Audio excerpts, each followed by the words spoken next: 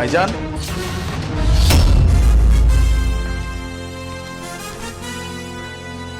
আলিফ ভাই তুই আইছস?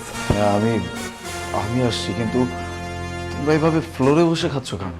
কি করবো ক, এই যে উর্মি তো আমাকে নিচে বই খাইতে কইলো, আর তাছাড়া তো আমাকে নিচে বই খাওয়ার অভ্যাস আছে, তুই তো জানোসই। এসব কি? পান্তা ভাত, কাঁচা মরিচ, পেঁয়াজ, এগুলো কেন? এগুলো তোমাদেরকে কে খাইতে দিছে? হ ভাই, ও তো ঠিকই কইছে। আমরা হইছি গ্রামের কামলা মানুষ, আমাকে তো প্রতিদিন পান্তা ভাতার কাঁচা মরিচ খাওয়ার নেড়ে অভ্যাস। এই জন্যই উর্মি আমাকে এগুলা খাইতে দিছে। আমাকে এগুলা খাইতে কোনো অসুবিধা হবে না, ঠিক না? উর্মি, উর্মি, কি হয়েছে? বাসার মধ্যে এত চিৎকার শুরু করেছো কেন? চিৎকার শুরু করছি, বুঝতে পারতেছো না? বুঝতে পারতেছো না তুমি? ওদেরকে কি খাইতে দিছো তুমি? এসব কি খাইতে দিছো? ফ্লোরে কেন রাখাচ্ছ? আর এসব খাবার কেন ওরা খাবে? এসব খাবার খাবে না তো কি করবে? ওদেরকে পোলাও কোরমা রান্না করে দিব? ওরা হচ্ছে গ্রামের কামলা সামলা মানুষ, ওদেরকে টেবিলে বসিয়ে খাওয়াতে পারবো না। আমার দামি টেবিলটা নষ্ট করতে পারবো না। বাস, একটাও বাজে কথা বলবা না তুমি। কি শুরু করছো তুমি? হ্যাঁ, কি শুরু করছো? কি ভাবতেছো তুমি ওদেরকে? কাকে কামলা বলতেছো তুমি? হ্যাঁ, এই মানুষটাকে কামলা বলতেছো? হ্যাঁ, ও কামলা। এই কাপলাগিরি করে আজকে আমাকে এরকম পজিশনে দাঁড় করাইছে। তাদেরকে তুমি এইসব খাইতে দিছো? হ্যাঁ, এইসব খাবার তাদেরকে খাইতে দিছো তুমি? এই তোমার বিবেকে কি একটুও বাঁধলো না? ওরা আমার ভাই, আমার ভাবি। পুরো দুনিয়াতে আমার আপনজন যদি কেউ থাকে তাহলে ওরা। তাদেরকে তুমি এইভাবে ফ্লোরে বসে এরকম পান্তা ভাত খাইতে দিছো? এই আমার বাড়িতে কি খাবারের অভাব পড়ছে? আমার কি টাকার অভাব আছে? কেন দিছো এগুলো? হ্যাঁ, কেন দিছো? দিছি, বেশ করছি। আর তুমি আমার উপরে চোখ গরম করে কথা বলছো কেন? শোনো, আমার বাড়ির খাবার আমি কি করব না করব সেটা আমার ব্যাপার। আর তাছাড়া এই যে তোমার ভাই ঢ্যাং ঢ্যাং করতে করতে গ্রাম থেকে ঢাকা শহর চলে আসছে, বাসায় কিছু নিয়ে আসছে, হ্যাঁ, খালি হাতে আসছে। তাদেরকে এর চাইতে বেশি আর কি খেতে দিব? আলিফ, উর্মি মনে হয় ভুলে গেছে, আমরা বাড়ি থেকে আসার সময় না পুকুর থেকে। আলিফ, উর্মি, কে আসলো আবার?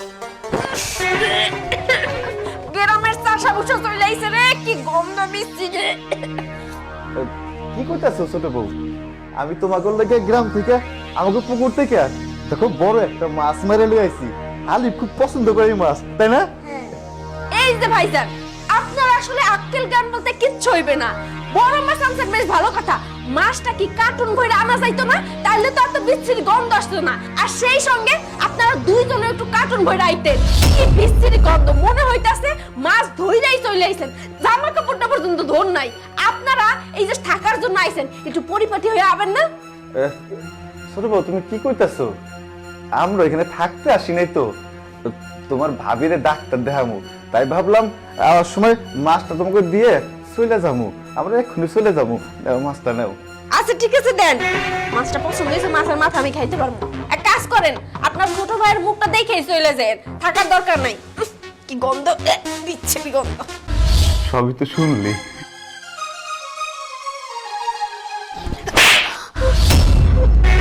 কি ভাবছিস?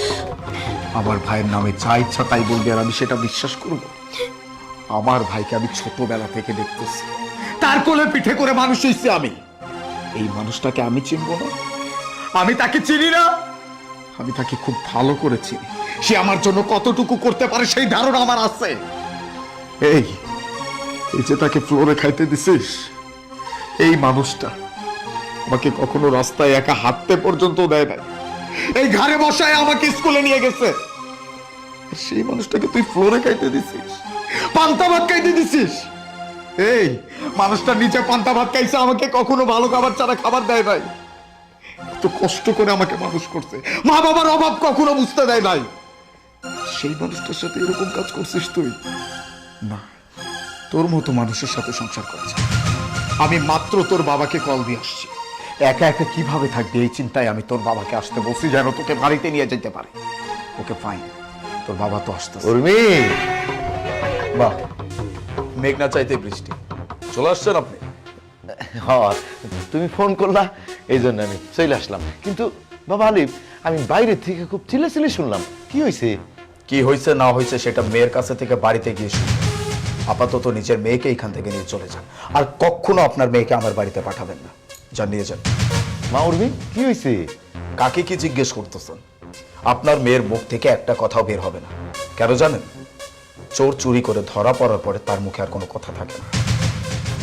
এই যে এই মানুষটা আমার ভাই আর আমার ভাবি গ্রাম থেকে আসছে, কতদিন পর আসছে তারা আমার সাথে দেখা করতে। আপনার মেয়ে, এই আপনার মেয়ে আমার ভাই ভাবিকে কি খাইতে দিছে তাকে একবার চোখ দিয়ে দেখেন কি খাইতে দিছে, তাও আবার ফ্লোর। এই আমি এই যে এত টাকা পয়সা অর্থ সম্পদ বাড়ি গাড়ি করছে নিজে খাওয়ার জন্য করছে, এত সবকিছু করার পরও যদি আমার ভাই ভাবির এরকম ফ্লোরে বসে পান্তা ভাত খেতে হয়, তাহলে এই সম্পদের আমার কি মানে? হ্যাঁ? এই টাকা পয়সা দিয়ে আমি কি করব? আপনার মেয়েকে কি এতটুকু শিক্ষা দেন নাই?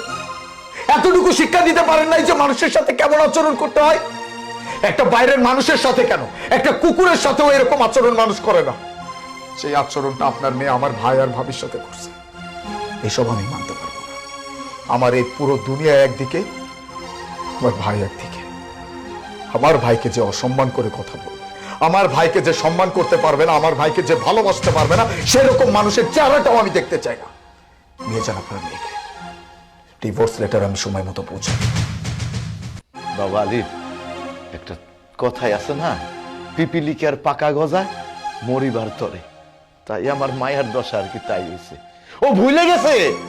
ও আলিফ, আমার মায়া ভুলে গেছে অতীত। এই পান্তা ভাত খেয়ে কিন্তু এই উর্মি বড় হয়েছে। কি রে উর্মি, ভুলে গেছো অতীত?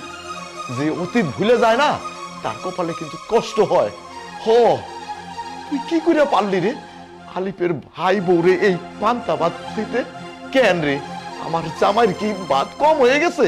হ্যাঁ, তার কি টাকা পয়সা নাই? কেন তুই এরকম করলি? সুখে থাকতে ভূতে কি নাই? আমি এখন আমার জামাইয়ের কাছে কি জবাব দিব রে? হ্যাঁ, তুই কি করলি আমারে? আমার তো মুখ রাখলি না। তোর মতো মাইয়ারে আমি পরিচয় দিব না, পরিচয় দিব না। হ, জামাই ঠিকই কইছে, যেমন কর্ম তেমন ফল।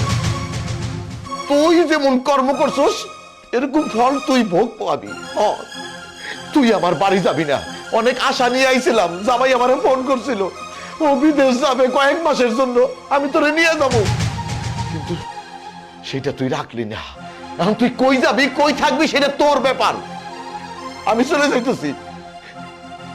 বাবা আলিফ, আমি চলে যাই, তোমার যা খুশি তুমি তাই করো। এমন মেয়ের আমি আর পরিচয় দেব না, ও আমার মেয়ে না। নিজের বাবাকে পর্যন্ত হারাইলি শুধুমাত্র তোর এরকম ব্যবহারের কারণে, আর এত অহংকারের কারণে। আরে কিসের অহংকার দেখাস? এই সব কিছু আমার অহংকার হওয়ার কথা ছিল।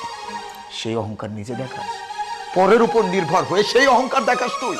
শোন, একদম সাফ সাফ কথা বলে দিতেছে, শুধুমাত্র তোর কারণে আমি আমার ভাই ভাবিকে এই শহরে আনতে পারি না। কি বলছিলি তাদের সাথে থাকতে পারবি না? এখন আমি বলতেছি এই মুহূর্ত থেকে আমার বাড়িতে আমার ভাই আর ভাবি থাকবে। যদি ওদের সাথে ভালো ব্যবহার করে থাকতে পারিস, সম্মান দিয়ে থাকতে পারিস, তবে এই বাড়িতে তোর জায়গা হবে। আর নয়তো এই বাড়ি থেকে বের হয়ে যাইতে পারিস। কোথায় যাবি না যাবি সেটা আমার দেখার বিষয় না। কথাটা যেন মাথায় থাকে।